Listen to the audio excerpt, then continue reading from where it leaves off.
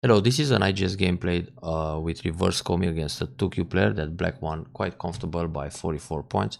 So even if the game is played with half a point Komi or 6.5 for white, black still wins by over 30 points. That's pretty convincing. So let's see what happened. Omoko and start point. White is trying a fancy opening with this 5-5. Maybe he should have continued with another 5-5 to make it more spectacular. But these kind of openings are rare, where people are free to try any kind of moves. So black comes in. Black can also go c5 here or c4. Anyway, nothing wrong with d3 or e3. So white just blocks f3 because he wants the outside influence towards q4. But here white can put more pressure in the corner by playing c4 and then block at f3. Now the idea for white here is that when black goes b4 just to secure the corner, white will hane, then on this Atari, Atari from behind, and Atari again. So if black starts a ko, it's a bit too early, and white will immediately eliminate the ko. But black has a better option, so black can just play c5, and then on this counter attach, black can go down or go up, push once, and then descend. So the corner is safe, and this creates a cutting point, and then of course invade the bottom to erase that influence. Anyway, white block f3 right away, so this is more comfortable for black to settle the corner just taking a shimari. Then white puts some pressure again, and black already plays tenuki. That's a fine option because the corner is quite safe. Normally it feels okay to play another move at b7 just to stay safe, and then when white extends on the bottom side, k3, k4, something around here, you just attack from the right side. And the idea being safe in the corner in the lower left is that when you have a strong position, it's much easier to invade the bottom after that. But to invade right now, it feels dangerous because the corner is not that safe.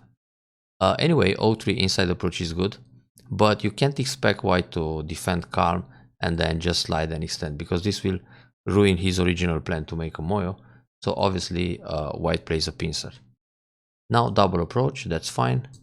And white's move, it's a little bit surprising. Of course he's trying to set up the box, but he leaves q4 a little bit weak. So normally white should attach o4, then crosscut, give up the corner, and just go for the bottom side. Because this joseki is center for white, so white can play here next to put some pressure in the lower left. Black will secure the group like this, then go for other big points, p17 or attack the left side. So this would be a proper joseki for white, to play o4. Another variation for white is to go out p5, then when black san, block the bottom side and jump out.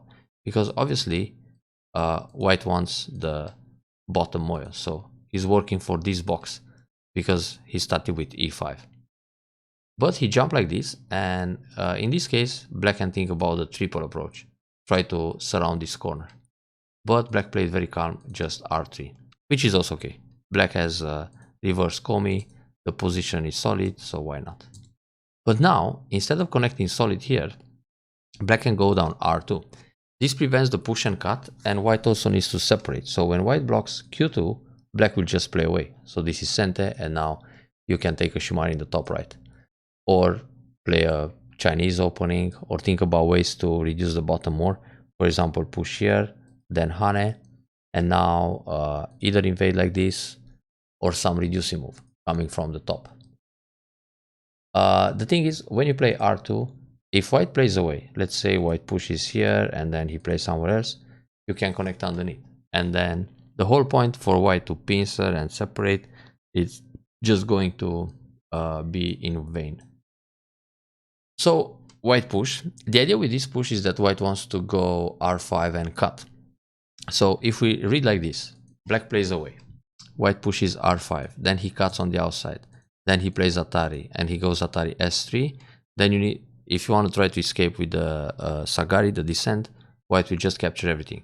So now if you read this out, you will just play the last move of the sequence, which is r2, and then the whole variation doesn't work anymore. So when he pushes, you block, when he cuts, you take Atari, capture, and when he pushes, you just turn. Actually, you can turn the other way and cut. But in fact, even if he blocks the bottom, like this q2, you're already protected against the cuts. So you can play away, and if he tries the same combination as before, he's trapped.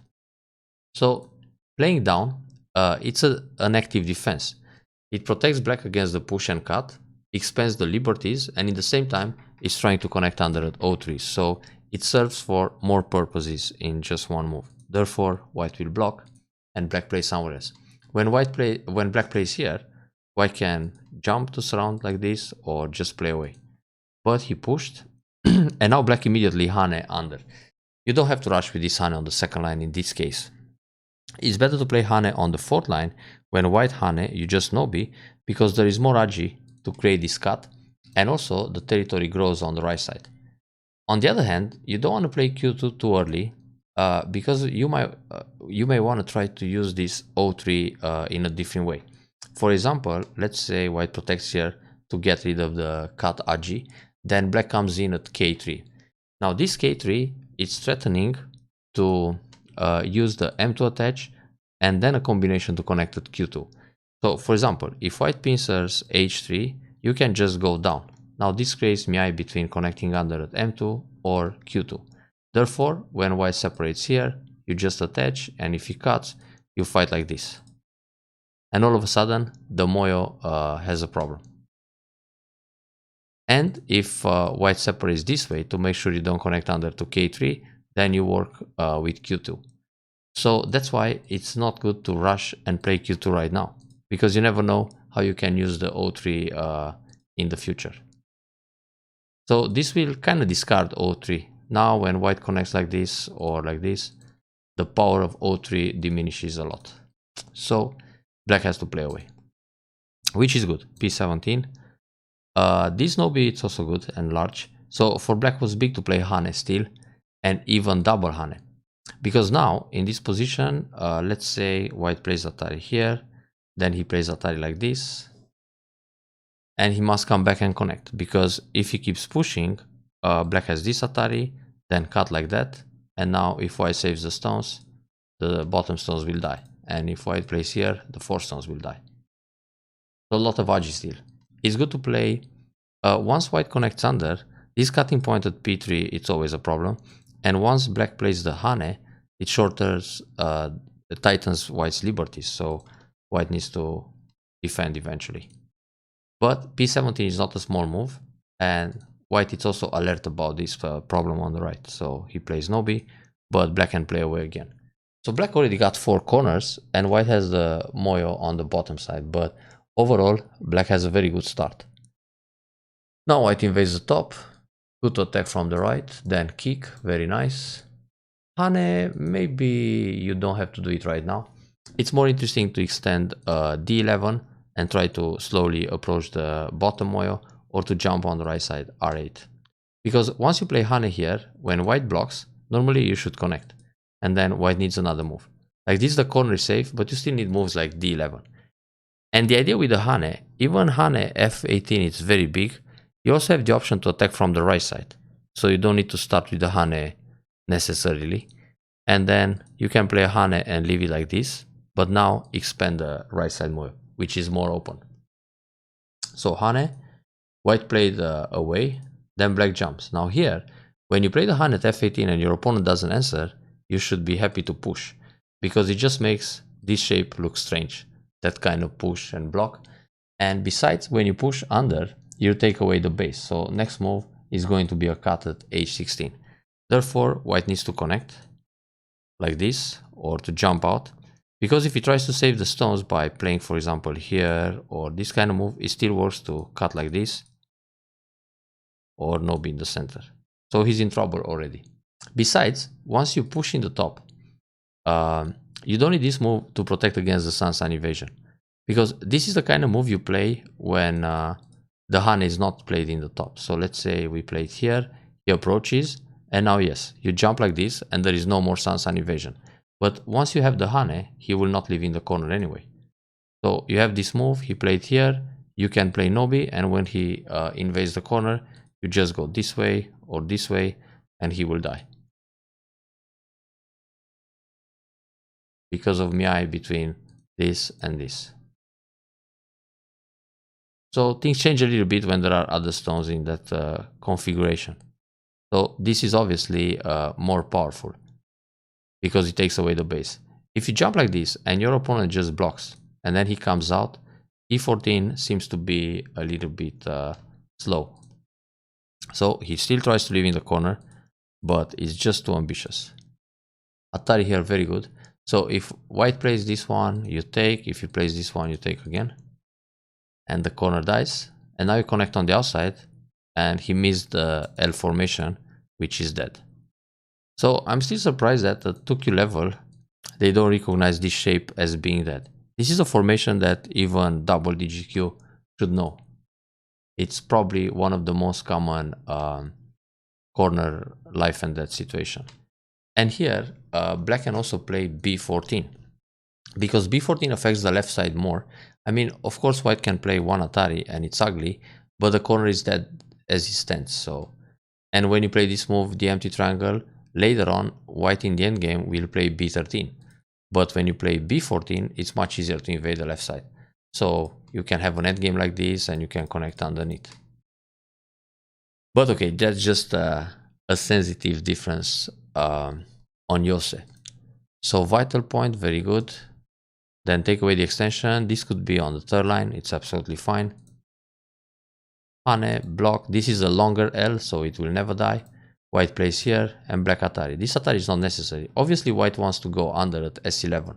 So you can play S11 or you can play S10 to make sure he doesn't slide. But it's big to play something to increase the box, like N11 or a Keima here to threaten these stones and try to catch them on a large scale. But in the meantime, you try to make the box as well. So playing Atari here is small because anyway the corner was safe. Let's say you play this Keima and he goes under, you block with Atari, he connects, and then you can play another move at T2. But even if you don't play T2, in the corner it's going to be a co-fight. So it doesn't die unconditionally. But it's actually proper to play T2. So what happens here, white can make 2 points in Sente, like this, but playing the Atari destroys the 2 points and loses other options. Playing a move like 2-space jump here or Keima here, it's clearly worth more than 2 points. So Atari, that was a little bit slow. White jumps, black jumps too. Black can play Kosumi and on the push, 1-space jump. It's a much more solid formation. And when white pushes again, black doesn't care. Just goes for the top. And if white doesn't push again, at some point you can play Kosumi here and then block. So that's a pretty good formation. This Keima, later on, white will play the attach and you cannot really block. You gotta go Nobi. Then when he plays here, you gotta play here. And then he jumps or he plays monkey jump. So he will reduce more on the right side. But it's not too bad. It's still okay to connect this line. So white jumps in because he's desperate. Kosumi, either side Kosumi is good. This will kind of kill the stones because you have these guys here waiting for white to be surrounded like that. But Kosumi the other direction is good too because his other stones are in trouble too. So the flow of the game is excellent for black. White should go out with a Keima. Now Hane, in this position it also works to play a double Hane. Because if white goes Atari, you connect. If he goes Atari again, you come out. But then he needs to come back and make some I shape. Then you can play a peep, you can play a Kosumi, and you build more in the center while he's still trying to save his group. And also, if you Atari and just extend, you play the same thing. You extend and he has to come out and catch the stone on a large scale. So double Hane would be fine, but no need to risk, I guess. So good to stay ahead and keep it simple, especially when playing against a stronger opponent. Now here, it's still normal to get one step ahead, because if white keeps pushing from behind, having the stones here will ruin the bottom wall. Also, before you get ahead, you can play a peep, because when white connects, it's already in an empty triangle, then Nobi, so this obviously keeps more pressure on the group. Now, if white pushes again, you Nobi again, then he will jump to the left to stay connected, but you can slide here once, and then simply erase the bottom side. White is going to be less, and good enough to play something like this, secure the middle, make this box great again, and that's it. Because once you kill the top left corner, it's super difficult for white to come back in the game. So let's see what happened later in the top right corner where white should die too. So black here separates, but white can be, actually no, white can just hane. Ah, he did. Then black jumps, that's good shape. And now white connects. The pip is fine. Jump again. Actually here it's nice to play the tiger mount. He's not going to allow the Atari and then Keima to get inside. But this jump is good too. It raises a little bit, I mean separates the groups and erase the left side. Then connect, fine. Pick defense too, this is okay. And jump in. That's a nice idea to erase the Moyo and still keep the pressure on the top. So white finally survives. And black can play away. Yeah. Destroy the Moyo more. Finally the tiger mount, okay. This looks good. So the box on the right is just becoming clear. Hane maybe it's a bit too much, should just no be. It connects very well. But it's okay, still working well. That cut is too much. White should pull back, then black connects. This cut is just losing points. So black captures. This Atari doesn't do much, black can just connect and the corner is safe. But black should always take the ko one time. There's nothing to lose in this kind of ko. White will probably play a ko threat, black answers, white takes. And now if you don't have ko threats, you just connect. But it's good to play one ko threat, so white already wasted a threat in the process. So when you have a bigger ko, he has one ko threat less. Because this was just some sort of free push for white to take the ko and black connects. Now white plays here, but black being so much ahead should just no-be. This is the safe way. Because if you think about it, when white starts with R12, you block here, and then when he plays S13, you never block S14 because he will cut and capture the stone. So you will just go no-be, which means when he plays the attach, you should imagine he already did R12 exchange in center. So you gotta play R14. But if you block S14, now on R12, you gotta stand, and now there are two cutting points. Then he can push again, and it creates more cutting points here, here, and it's more dangerous.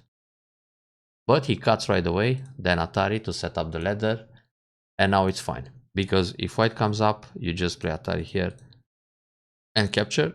And if he plays Atari from behind, you gotta play this one. So it's not such a big problem. But now the corner should die actually. So black blocks, very good. And on the hane, you don't have to catch the stone. You can just bump. Because when he plays Atari here, you take. If he plays Atari here, it's self Atari, you take. The thing is, when you bump, his space in the corner is smaller. So if he goes down, you can take this stone. If he plays the hanging connection, Atari connect and defend. So it's only space for one eye. If he goes here trying to connect under, you catch this stone. When he descends, it's 3 in line. You just play in the middle. So the corner is dead. Once you play here, he can leave, but it's still very difficult for him. So he went down. You play the block. And now he played this move. But actually, in order to leave, he needs to play T15 first. And then when you separate or you catch the stone, now he plays S18 or T18 to leave. Because when he plays this move, it's still okay to play the vital point T17. Now the reason is, if he plays T16, you play hane in the corner, then you push, and when he tries to connect under, you go Atari S12. If he connects, Atari again, he connects, you just block. So it's only one eye. But what he will try here, being desperate, it's the Atari under a T12, and now it's a ko. But it's still a good ko for black, because normally, if you play wrong, you let him leave unconditionally, but if you start the fight like this, you can kill everything in a ko, and it's much bigger. So the key point is T17. If he goes T18, you pull back, throw in, and it's just that. But playing like this, he makes 2 eyes. So this exchange doesn't help you at all. Let's say you realize that you can kill with T17, but you don't play it directly. You want to make a preparation move. So in this case, you play S12, and now he goes T17 to leave. The difference between playing S15 and S12 is that S12 captures a stone. S15 is just a neutral point. So this is a way to punish him a little bit and not allow the ko under, and then you can play another clamp. So actually you kill these 2 stones and make all the surrounding territory for giving him life in the corner. But playing like this, you play S15, he leaves, and you still didn't take the stones on the right side. So you gotta invest another move here. But yeah, this jump is bigger. Cut, okay. He tries to leave, but nothing works. This variation, white tries, it's actually a complete bluff, because if you connect and he keeps going Atari, Atari, and comes out again, you just no B, nothing happens. If he plays here, you capture. If he connects the stone, you connect under. If he separates like this, you separate this way. So he's still trapped inside. Let's say something like this happens, and he tries some magic. He just died inside with everything. So if you read a little bit deeper, you don't have to give him the 2 stones. And when you connect here, he has a big problem because he needs another move to make life for the entire group in the top. Well, this one or this one, eventually.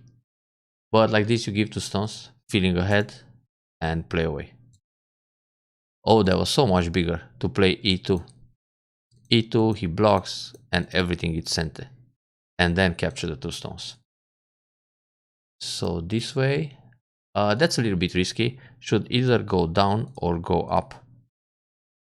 But in this case, descent is better. Descent, if he plays here, you can also bump. If he pulls back, then you Hane and everything is Sente. Much safer. This one, white can try the clamp. Then when black separates, white Atari and capture the stone on the left side like this or like this. And all of a sudden, the corner is in danger. But white was kind, he bumps, black pulls back, and it's all fine. And for I shape, it's much better to play A5. Of course, white will still do this, but the eyes are okay in the corner. Now he can still try something, but of course in the end will be okay for black. And here we go, small end game. Yeah, it's kind of finished now. Nothing white can do anymore. Big difference. There's a better move for black here, this one. If white connects, black connects.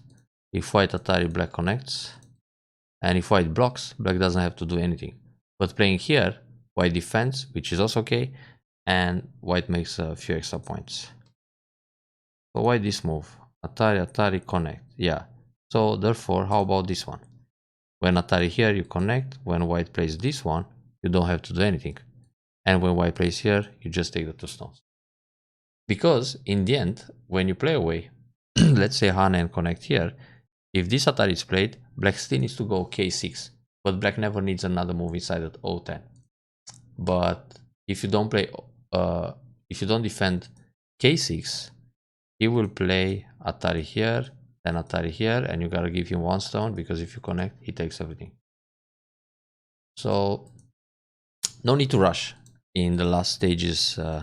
In the last Yose stage. Ooh. This throw-in is not so dangerous. Black can capture. Then when white blocks, black doesn't have to protect. Take the ko first, which is probably Sente. And only after the neutral points are filled, black needs another move inside. But for now, it's okay to take the points. He couldn't get a Seki or anything like that. No need to play too conservative just because you're way ahead.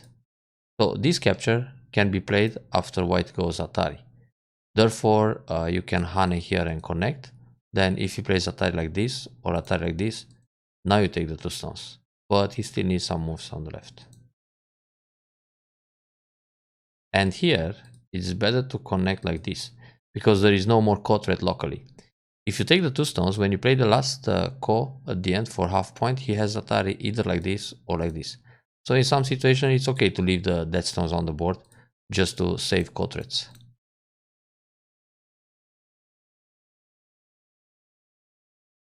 So it's done.